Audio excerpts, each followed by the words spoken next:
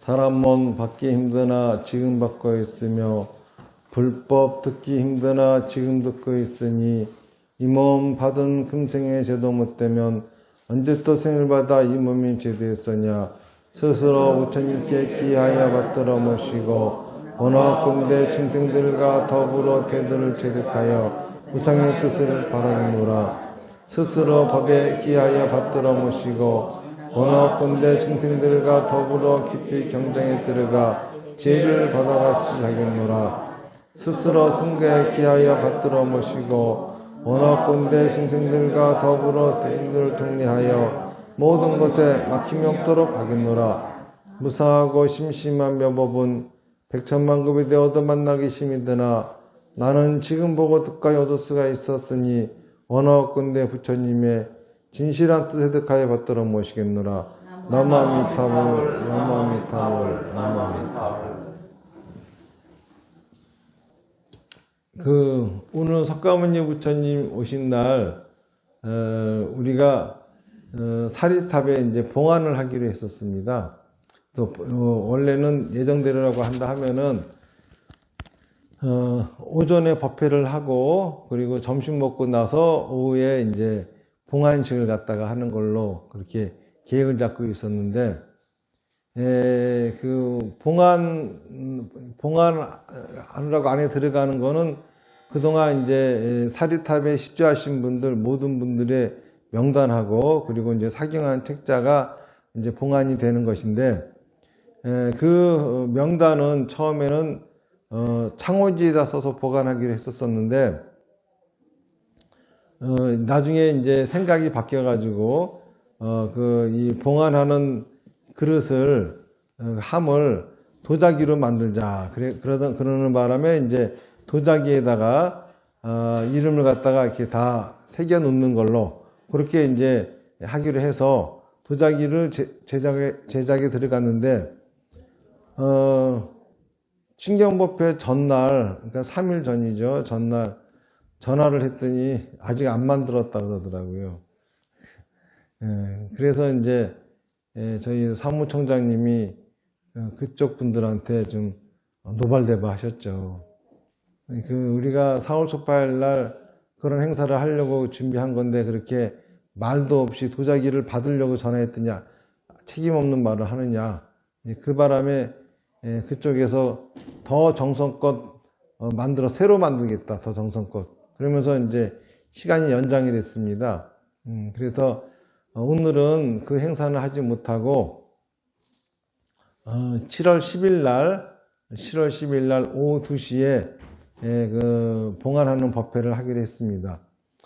이제 그 바람에 이제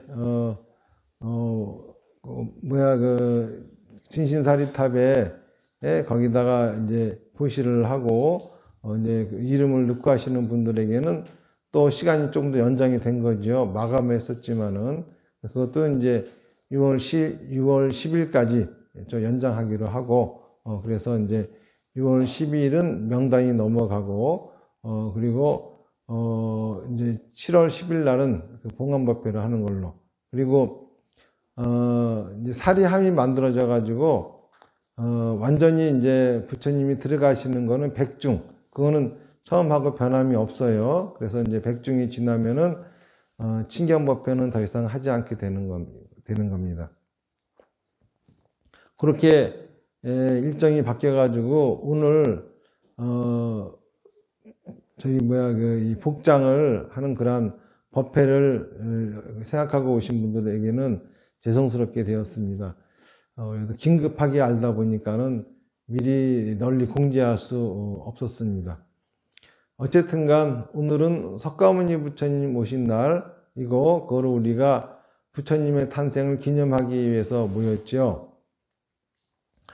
부처님의 탄생을 기념할 때마다 우리가 되새겨야 될 이야기가 있습니다. 그거는 뭐냐 하면은 석가모니 부처님의 일대기죠. 일대기 중에 탄생설화죠. 석가모니 부처님은 인도 그것도 이제 동북 지방이죠. 인도 동북 쪽에 위치한 카피라 성이라고 하는 성에 태자로 태어나셨습니다. 그 성의 성주, 그 나라의 왕의 이름은 정반왕이고 부인은 마야 부인이었습니다. 마야 부인이 어느 날 꿈을 꾸는 거예요. 어떤 꿈을 꿨냐 하면은 하얀 코끼리가 옆구리로 들어오는 꿈을 꾼 겁니다. 그래서 이제 그거를 해몽을 하느라고 바라문에게 물어봤더니 바라문이 이거는 태몽입니다. 앞으로 태어나실 분은 만약에 이 나라에 출가하지 않고 나라에 남으신다고 하면은 전 세계를 통일할 전륜성왕이 되실 것이요. 만약에 그렇지 않고 출가하신다고 하면은 전 인류를 구제할 부처님이 되실 것입니다. 그런 이제 예언을 합니다. 그걸 듣고 이 정반왕은 너무 기뻐가지고 그 마야 부인하고 이제 태어날 날만 기다리고 있었죠.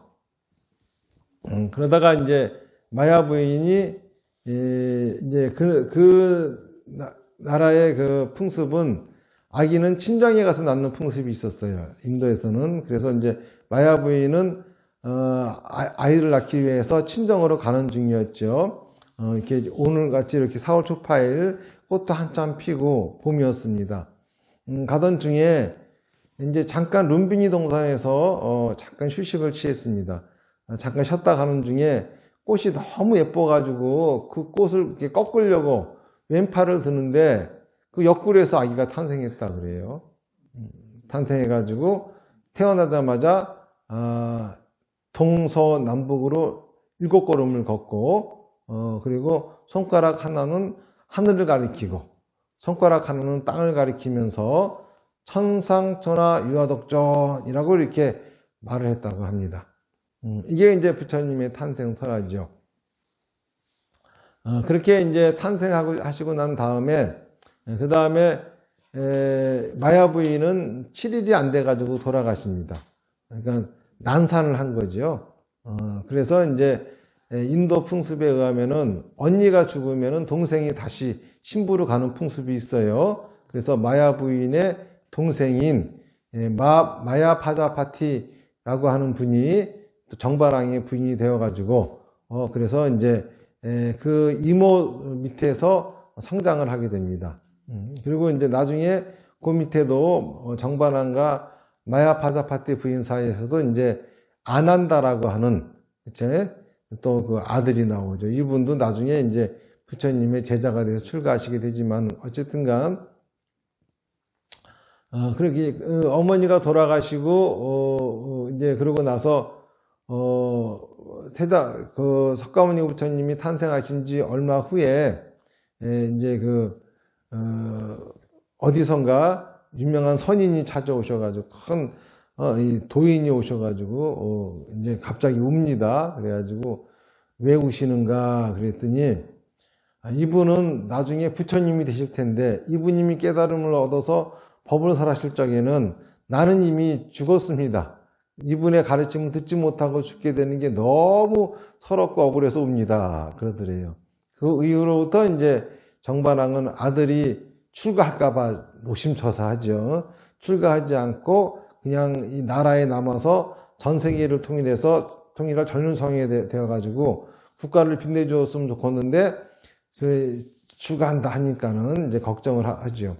어쨌든간 뭐 이런 식으로 석가모니 부처님의 탄생 설화부터 일대기가 시작이 되는데 문제는 요 탄생 설화죠. 아까 말씀드렸다시피 꽃을 꺾으려고 왼손을 드는 순간 왼쪽 옆구리에서 아기가 탄생했대요. 이게 가능한 일일까요? 또 태어나자마자 7걸음씩을 걸었대요. 망아지도 아니고 사람이 이제 태어나서 막 걸어 다닙니다. 거기다 또 말까지 했다 그럽니다. 기독교에서 보면은 마리아는 처녀죠. 처녀가 애를 낳았어요. 처녀가 애를 낳은 거 가지고도 시끄러워요. 뭐 처녀 생식이 되네 안 되네 해가면서 그냥 말이 되느냐 어쩌냐 별의별 소리를 다 합니다. 그런데 기독교에서 얘기하는 마리아가 예수님을 낳은 것보다 이건 더한 얘기죠. 그죠? 처녀가 애를 낳았다는 말 정도가 아니라 부처님이 옆구리에서 탄생하셨습니다. 뭐 마야 부인은 외계인인가? 그쵸? 자궁이 옆구리 있습니까? 말도 안 되는 소리죠. 옆구리에 탄생하셨다 그러고 더더욱이 사람이 태어나자마자 걸었다 그러고 이런 것들을 여러분들은 그래 석가모니 부처님은 성인이시니까 좀 탄생이 특이하셨을 거야 이런 식으로 이제 받아들일 수도 있겠지만은 그렇게 받아들이면 안 돼요. 왜냐하면은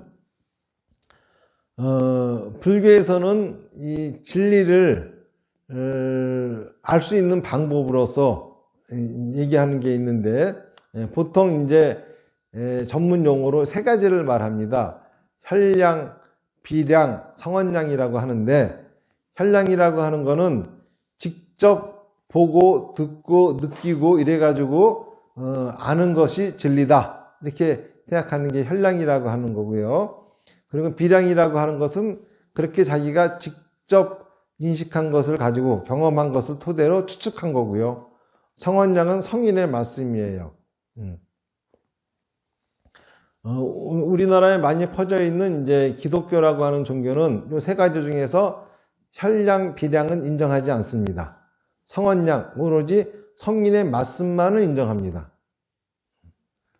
그렇기 때문에 성경에 어떻게 써 있느냐, 그것이 사실인가 아닌가 증명하는 거, 이런 게 상당히 중요한 거죠. 근데 불교는 어떠냐 하면은 혈량도 비량도 성언량도 인정을 안 해요. 다시 말해서 부처님의 경전의 말씀도 진리라고 하지 않습니다.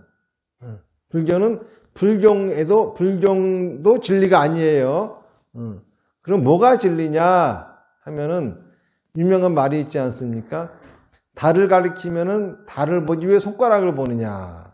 손가락을 가지고 이렇게 달을 가리켜요. 달을 가리키면은 사람들은 달을 보면 되잖아요. 근데 달은 보지 않고 손가락을 쳐다봅니다. 그럼 달은 영원히 못 보는 거죠. 그런 것처럼 요 경전 자체는 손가락이에요. 경전이 가리키는 곳에 진리가 있는 겁니다. 불교에서는. 그러니까는 경전에 부처님이 옆구리로 탄생하셨고 또 7걸음을 걸으셨고 또 말까지 하셨고 이건 하나 중요하지 않아요. 이게 사실이냐 아니냐 따위는 하나 중요하지 않습니다. 왜냐하면은 이것이 가리키는 방향의 진리가 있으니까는. 그러니까 다시 말해서 왜 불교에서는 석가모니 부처님의 탄생을 이렇게 말도 안 되는 소리를 가지고 탄생을 묘사했을까? 이게 중요한 겁니다.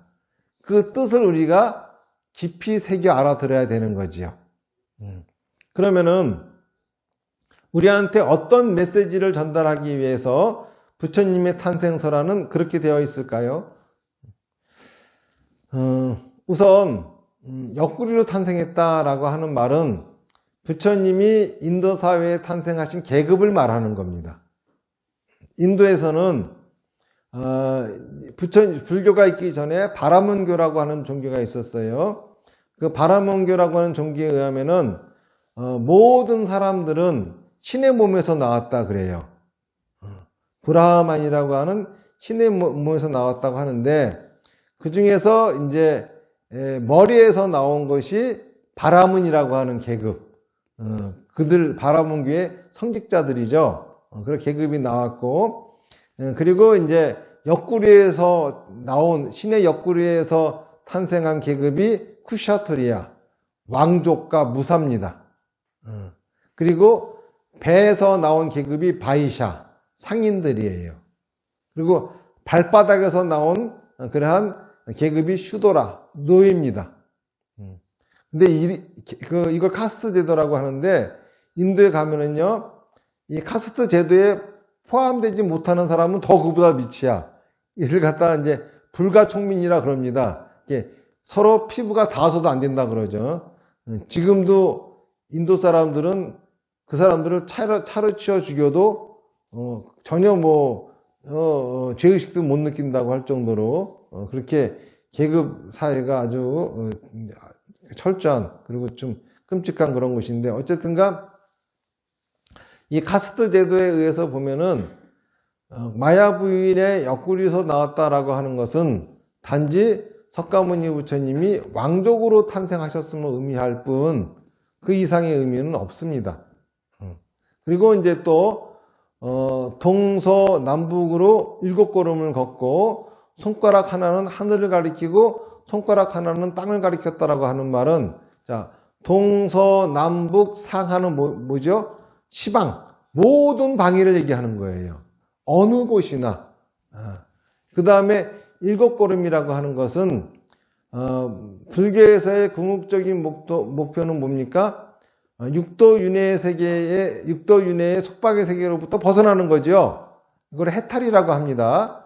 그러면 7걸음이라고 하는 거는 육도윤회는 하나, 둘, 7이죠. 지옥, 그 다음에 아기, 축생, 수라, 인간, 천상, 그 다음이 해탈의 세계입니다. 그러니까는 육도윤회를 벗어난다고 하는 걸 의미하는 거죠. 육도윤회를 벗어나는 거예요. 그리고 그 중에서 이제 천상천하 유아독전. 자, 천상은 뭐죠? 하늘 위죠. 천하는 하늘 아래죠. 이대로 해석하면은 하늘 위, 하늘 아래 오로지 나만이 존귀하다. 그런 말이 되는데, 하늘 위가 도대체 뭘까? 말이 안 되죠. 천상이라고 하는 거는 하늘 위라고 하는 뜻이 아니라 육도 윤회 세계 속에서 천상 세계를 얘기하는 겁니다. 무슨 말인지 아시겠죠? 천하라고 하는 거는 육도 윤회 세계 속에서 그 밑을 얘기하는 거예요. 인간, 수라, 축생, 아기, 지옥. 그러니까 천상, 천하라고 하는 거는 육도 윤회 세계 중에서 그리고 오로지 나만이 존귀하다 할 적에 나라고 하는 거는 무슨 뜻일까요? 나라고 하는 거, 우리 관욕을 할 때 보면은 아기 부처님이 옷을 입고 있죠? 요즘은 그래요. 근데 원래는 그래 본 적이 없습니다. 빨개 벗고 있어요. 여러분들이 저희 절에서 부처님의 탄생을 그려놓은 그림을 보면은 빨개 벗고 있는 것들을 많이 볼 거예요. 이게 원래 정상적입니다. 근데 요즘은 무슨 뜻도 모르고 망측하대나? 그래가면서 자꾸 옷을 입혀놓는데 옷을 입혀놓은 건 잘못된 거예요. 자, 빨개 벗고 있습니다. 이거는 곧 뭘 얘기하죠? 아무것도 걸치지 않은 상태의 사람의 모습이죠. 사람을 이야기하는 겁니다. 자, 그러니까는 천상천하 유아독존이라고 하는 말은 육도 윤회 세계 속에서 오로지 사람만이 존귀하다. 이런 소리가 되는 거예요. 그러니까는 곧 부처님의 탄생 설화가 우리한테 전달해 주는 것은 뭐냐면은 이 육도윤회 세계 속에 이 세상에서 가장 존귀한 것은 사람이다라고 하는 소리예요. 이 말은 바꿔 얘기하면은 부처님의 가르침은 사람에게만 적용되는 가르침이지 사람이 아닌 존재들에게는 아무런 의미가 없다 이겁니다. 천상의 신에게도 부처님의 가르침은 소용이 없고 그리고 수라, 축생, 아기, 지옥에 있는 중생들에게도 부처님의 가르침은 소용이 없다 이겁니다. 오로지 누구에게만 소용이 되는 가르침이냐 하면은 인간에게만 소용이 되는 가르침이다 이겁니다. 이거는 바꿔 얘기하면은 불교를 믿으려면은 먼저 사람이 되어야 된다 그런 말이에요. 사람이 아닌 채로 불교를 믿어봐야 아무 소용이 없다는 거예요. 자, 그러면 도대체 사람이란 뭘까? 라고 하는 거예요. 자, 뭐가 사람일까? 라고 하는 거예요. 사람하고 짐승하고 가장 큰 차이는 뭐냐 하면은요, 짐승들은 환경에 적응하지만은 사람들은 환경에 적응하지 않아요. 환경을 바꿔버리죠.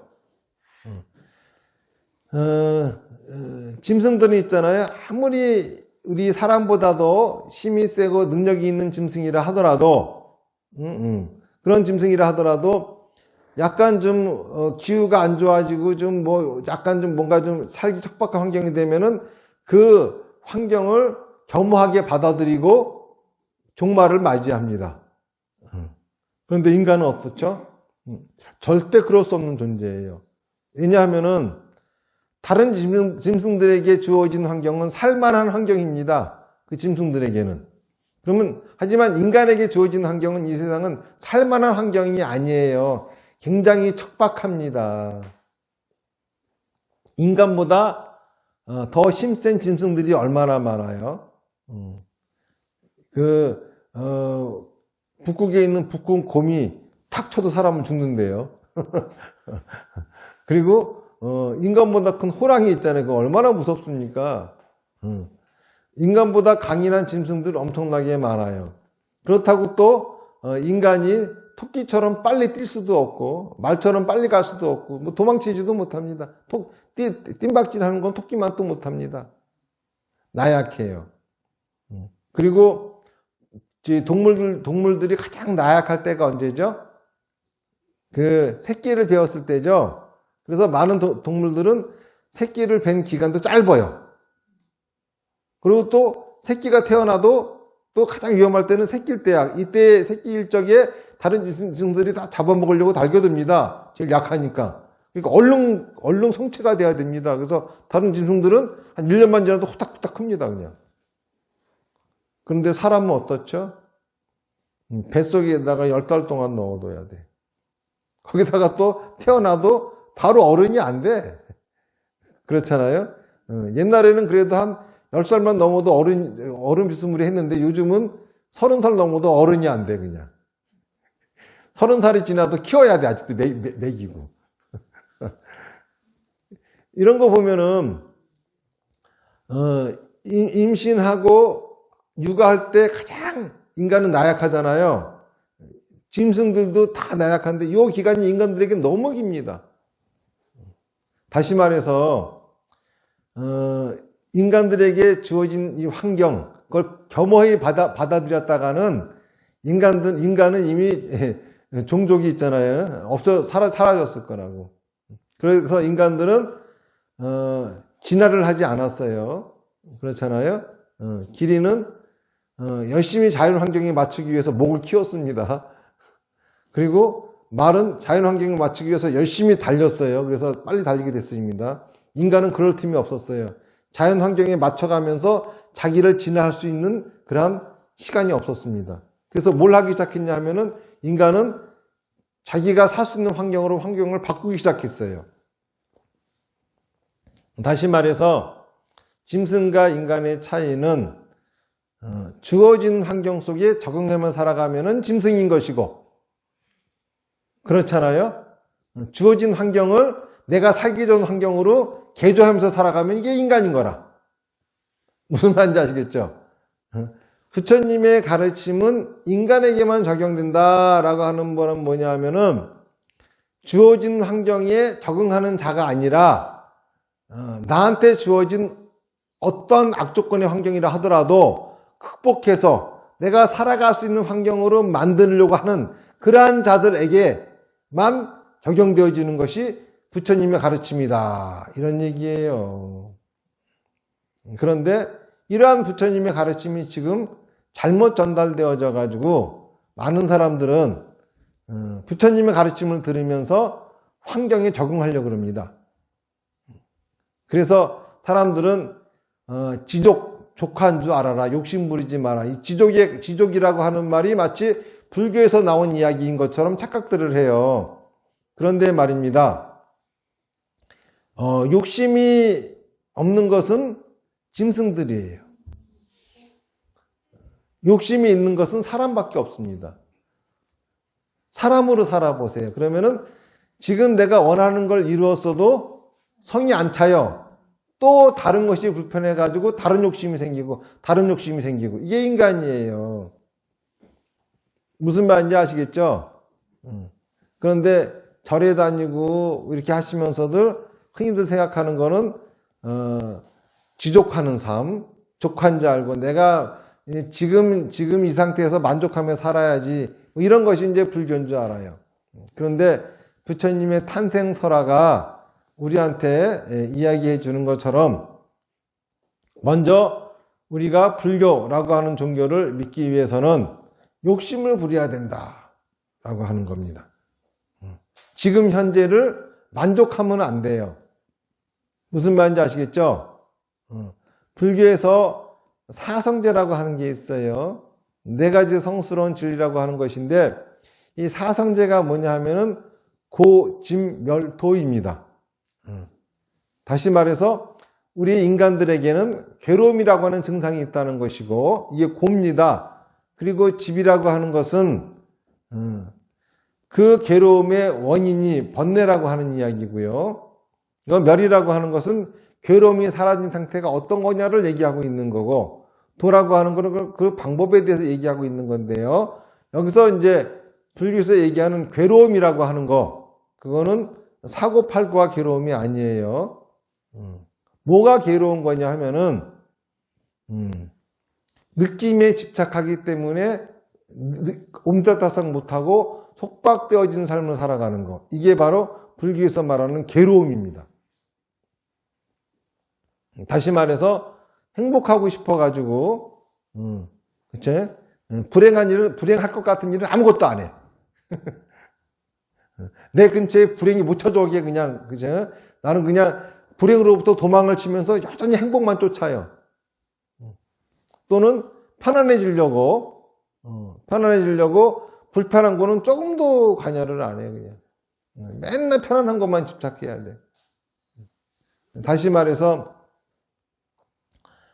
항상 좋은 것만 보려고 그러고, 항상 좋은 소리만 들으려고 그러고, 그렇죠? 좋은 냄새만 맡으려고 그러고, 맛있는 것만 먹으려고 그러고, 좋은 느낌만 얻기 위해 가지고 발버둥 치며 살아가는 삶, 이게 바로 진짜 괴로움이에요. 행복은요, 느끼는 게 아닙니다. 사는 거지. 불행도 느끼는 거 아니에요. 사는 거지. 내가 지금 행복을 느낀다 해서 행복한 거 아니에요. 사실은 불행할 수도 있습니다. 내가 지금 불행을 느끼고 있다고 해가지고 불행한 거 아니에요. 사실은 행복할 수 있어요. 느낌하고 실제하고는 완전히 다릅니다. 여러분들이 길을 가는데 누군가가 막 어떤 한 사람을 갖다가 막 욕하고 때리고 막 뭐 소리 지르고 있어요. 여러분들 보기에 누가 나빠 보이죠? 욕하고 소리 지르고 때리는 사람이 나빠 보이죠? 거기서 의도 터지는 사람은 착한 사람으로 보이죠? 좋은 사람처럼 보이죠? 그런데 이게 실제예요. 그런데 그 당사자들 기분, 느낌은 어떨까요? 지금 의도 터지고 욕먹고 있는 사람은 온 세상이 다 저 때리는 사람이 편이 돼가지고 나를 공격하는 걸로밖에 안 느껴져. 그렇잖아요? 그리고 그 사람은 윽박지르고 때리고 막 호통치는, 막 여기, 그러고 있는 사람은 이 세상이 다 자기 편이 돼가지고 똑같이 그 사람을 공격해주는 걸로밖에 안 느껴. 이게 본인들이 느끼는 거예요. 근데 실제로 그거를 보고 있는 우리는 뭘 느끼죠? 공격하는 사람이 나쁜 사람이고, 당하고 있는 사람을 도와주고 싶은 생각이 들죠? 이렇게 실제하고 느낌하고는 달라요. 자꾸 사람들한테 당하는 사람은 뭐냐 하면은, 그 느낌 때문이야. 그렇죠? 당하는 사람은 세상이 다 그 한 사람만 나한테 지금 공격하는 그 사람만 나한테 그러는 건데 세상이 다 그 사람하고 편먹고 나한테 해대는 것 같으니까는 무서워가지고 꼼짝달싹 못하는 거라. 이렇게 느낌하고 진짜하고는 달라요. 그런데 우리는 너무나 느낌에만 치중하려고 합니다. 그래서 행복한 것도 느끼지 않으면 행복이 아니야. 그렇죠? 불행한 것도 불행이라고 느껴야 불행이야. 근데 부처님은 그렇게 말씀하지 않으세요. 여러분들이 괴로운 이유는, 중생들이 갖고 있는 괴로움의 근원은 뭐냐 하면은 느낌에 집착하기 때문에 속박되어진 삶을 살아간다라고 하는 거죠. 좋은 것만 본다고 반드시 행복한 거 아니에요. 좋은 소리만 듣는다고 반드시 행복한 거 아닙니다. 거꾸로 우리가 나쁜 걸 보고 나쁜 소리를 들으면 어떻게 되죠? 나쁜 소리를 듣다 보면은 이러면 안 되겠구나 그런 생각을 해요. 그렇잖아요.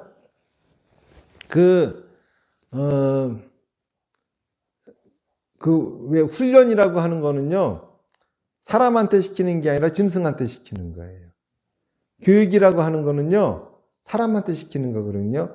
교육의 목적은 뭐냐 하면은 그 사람 잘 되라고 하는 겁니다.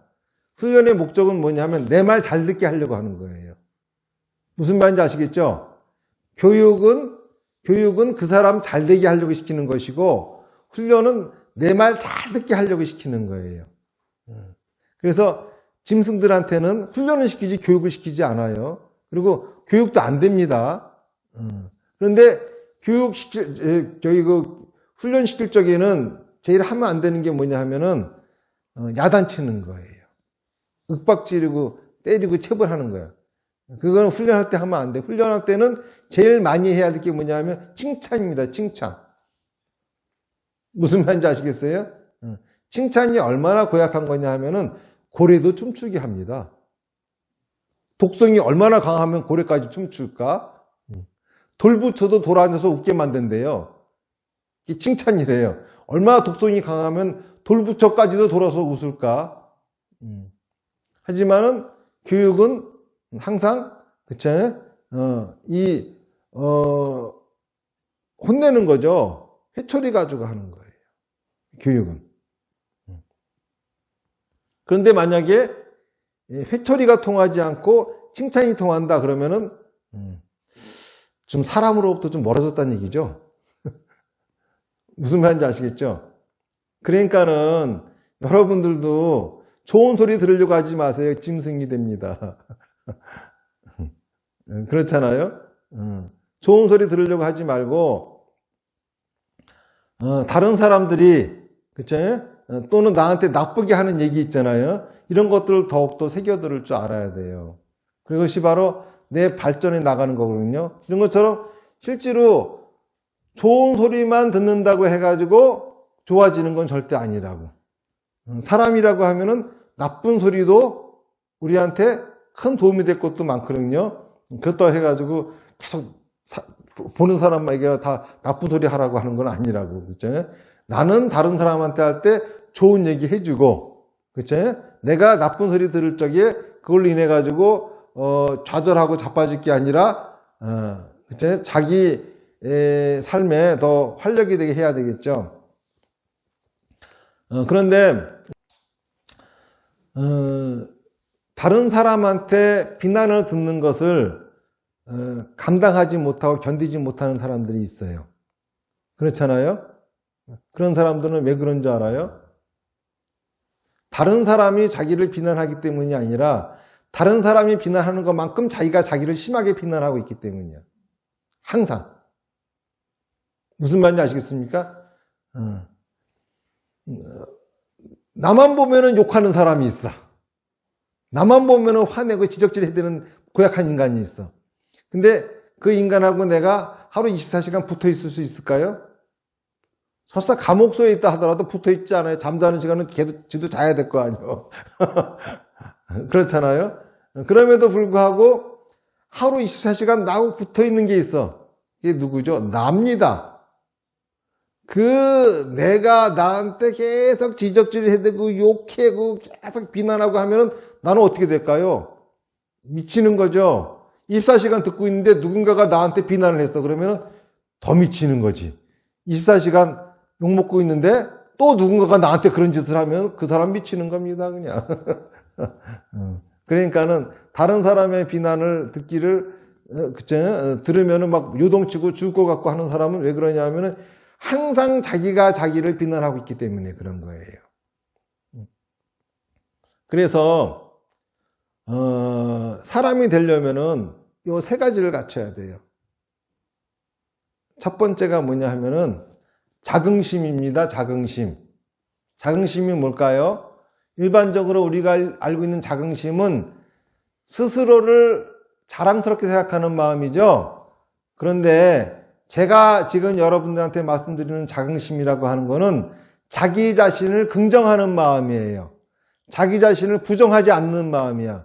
내가 아무리 못난 놈이라 하더라도, 내가 아무리 형편없는 인간이라 하더라도, 그렇죠? 내가 지금 쳐 죽일 짓을 한 인간이라 하더라도, 세상은 다 나를 버린다 하더라도, 나는 나를 버리면 안 됩니다. 무슨 말인지 아시겠습니까? 이게 자긍심이에요. 내가, 그쵸? 나를 긍정해주는 마음. 그 다음에 두 번째는 뭘까요? 자존심이에요. 여러분들이 일반적으로 얘기하는 자존심, 네가 내 자존심을 건드렸어 할 때 이게 자존심은 열등감입니다. 그거는. 그거는 네가 내 열등감을 건드렸어 하는 소리죠. 제가 말씀드리는 자존심이라고 하는 거는 자기 자신이 자기를 존귀하게 생각하는 겁니다. 다시 말해서 남들이 나를 아무리 무시한다 하더라도 내가 나를 무시하면 안 되는 거야. 내가 나를 무시하지 않는다고 하는 거는 뭐죠? 나라고 하는 거는 뭐라 그랬습니까? 생각이라 그랬습니다. 생각. 내가 내 생각을 무시하면 안 되는 거야. 내가 지금 그쵸? 어떤 일인가를 포기하려고 그래. 열심히 하고 있는데 갑자기 그걸 포기하려고 그래. 그럴 적에 그쵸? 내가 나한테 너는 그거밖에 안 되냐? 이렇게 하면 안 되거든요. 얼마나 힘들면 네가 포기하려고 하느니. 자기 생각, 어떤 생각이라 하더라도 누군가를 죽이고 싶어해. 그러면 네가 얼마나 지금 괴롭고 하면은 그런 생각까지 하겠니? 내가 내 생각을 존중해 주는 거예요. 어떤 생각이라 하더라도. 하지만은 조금만 더 힘내보자. 이렇게. 무슨 말인지 아시겠죠? 지금 이렇게 존귀한 내가 그런 짓 해가지고 나한테 득이 될 게 뭐가 있어? 이런 식으로 자기가 자기를 존귀하게 생각할 줄 아는 거. 세 번째는 자부심입니다. 자부심이 뭘까요? 자기 자신을 짊어지는 거야. 자기가 자기를 책임질 줄 아는 거야. 책임진다라고 하는 건 뭡니까? 항상 자기의 응원군이 되어주는 거예요.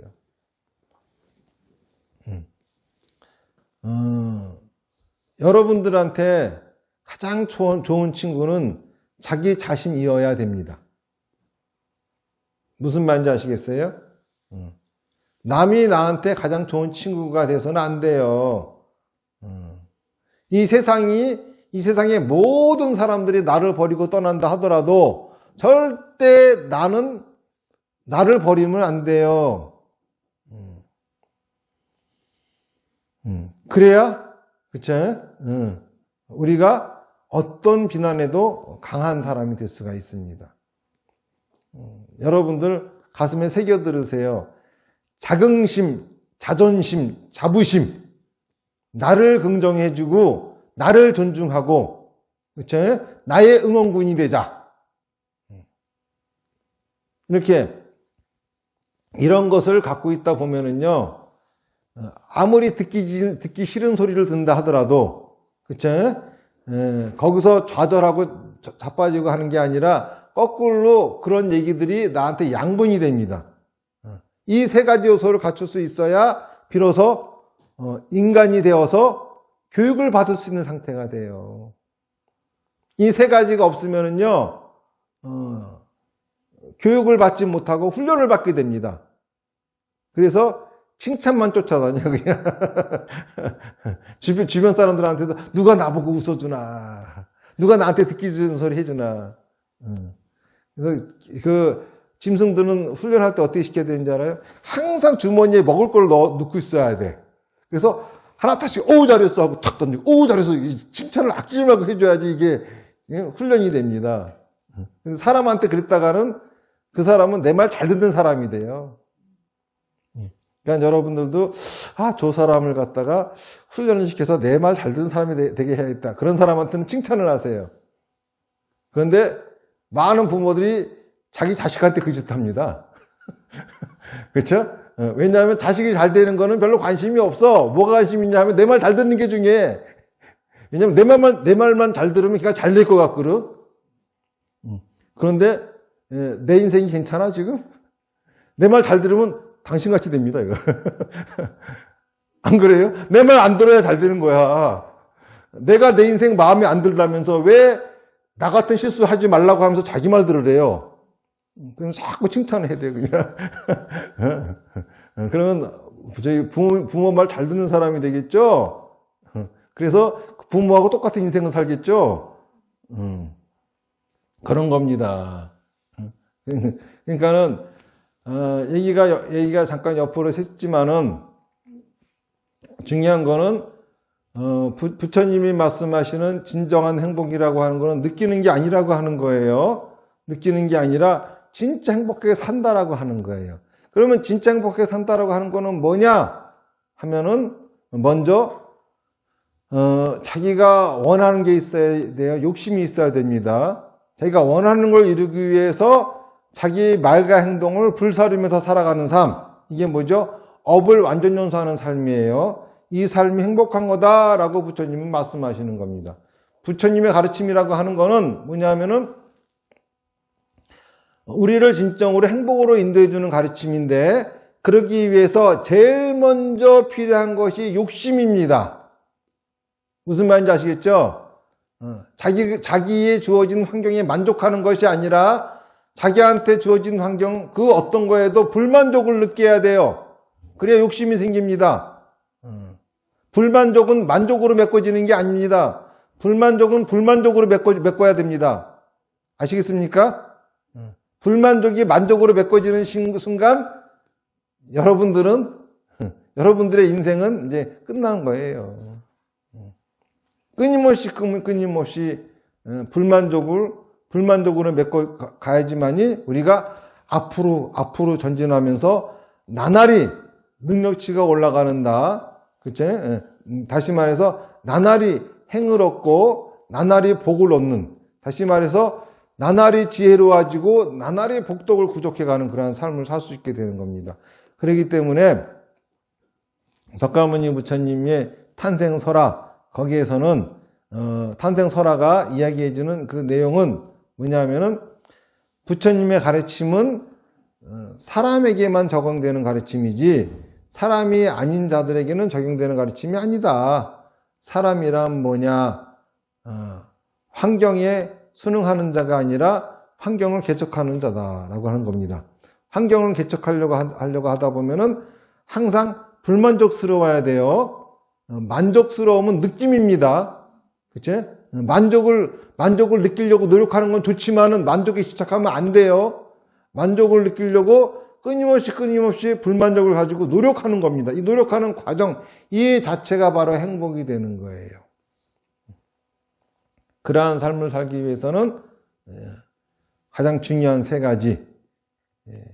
자긍심, 나를 긍정하는 마음. 자존심, 나를 존중하는 마음. 자부심, 나의 응원군이 되어주는 마음. 이 세 가지를 간직할 줄 알아야 되죠. 자, 오늘 얘기는 여기까지 하고, 오늘 4월 초파일을 맞이해가지고, 오늘 이 법문이 여러분들한테 드리는 메시지는, 제발 욕심을 갖고 신명나게 사세요. 라고 하는 겁니다. 자, 합장하십시오. 나무아미타불 연불열번 하겠습니다. 시작. 나무아미타불, 나무아미타불, 나무아미타불, 나무아미타불, 나무아미타불. 나무아미타불, 나무아미타불, 나무아미타불, 나무아미타불, 나무아미타불. 성불하십시오.